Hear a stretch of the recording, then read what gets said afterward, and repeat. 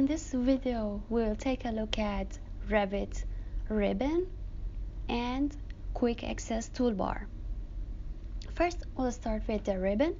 Ribbon is made up of several tabs, and on each tab, commands are grouped into several panels. Here we have the build panel, circulation, model panel, and so on. On these panels, we have individual buttons or commands. If you click on the ceiling button, you will start the ceiling command. You can notice on the tool split of each command, the top part of it is the most often used command, and the bottom part of it will expand the additional related commands. And the top option always remains the same.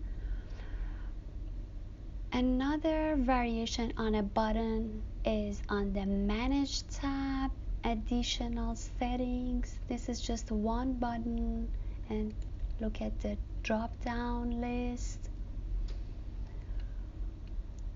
These are the additional commands you can use. Let's go to Annotate tab. We have text, we have an arrow in text. If you click on that, you see various settings in this dialog box that can be customized. Let's go to dimension. There is a down arrow which expands the panel to show additional options. It can be pinned open if needed, or if you unpin it and just move your cursor, it will automatically close. A couple of other things that everyone should be aware of related to the ribbon, partly so you know how to undo it if things happened. One is that if you click and drag on a panel, it can be repositioned. It can be helpful sometimes if you are working on a different tab and you need these to be available. But if you don't need it, or you did it accidentally, you can use this small sign on right part of it, on the top right. It can go back to where it came from. So even if the tab was not open, it could go to where it came from. There we go.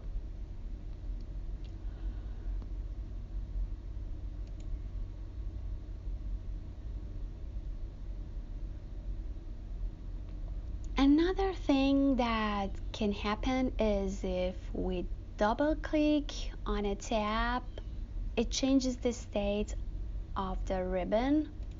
I double click again and one more time. So each time I double clicked, it changes the state between one of four options. The first one was the fully expanded option, this one, and the last one was fully collapsed. This is useful when you have a presentation or you are working on your laptop. You need more room for your drawing area. So you could simply just click on the tab and you will adjust it based on your need.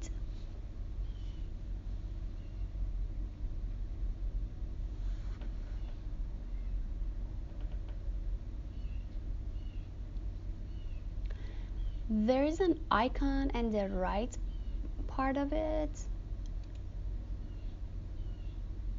You can also use it, minimize to tabs. This is less known, so double click would be handy.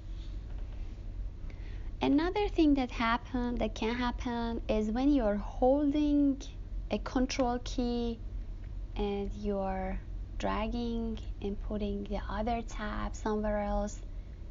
This is in case you are a structural engineer and you want the structure or something else to be the first tab. But you better always keep things as it is based on the default. Okay, let's go to the quick access toolbar. What's convenient about them is no matter what tab you're on the ribbon, these commands are always accessible. If you're doing something mainly on the annotate tab and you decide to switch to the 3D view, you can simply select the 3D view over here on quick access toolbar rather than switching to the view tab and selecting the 3D view icon. Another thing that's helpful is the commands that are used often can be moved and come to this quick access toolbar. Let's say I use align a lot, so I can right click on this and add it to the quick access toolbar, so it's over here now. Or something else, move or copy. I have a plenty of room over here. They can easily show up. Whatever you need more, you can just right click and add it over here, and you can easily remove them if you don't need them anymore. There's one other option in this down arrow. You can turn them off or get them back on. There's an option at the bottom, show below ribbon. We have it here, so we have a lot more room for the quick access commands to be added here, but I would prefer to put it back where it was to keep it like the default. So that's the quick look at ribbon and quick access toolbar.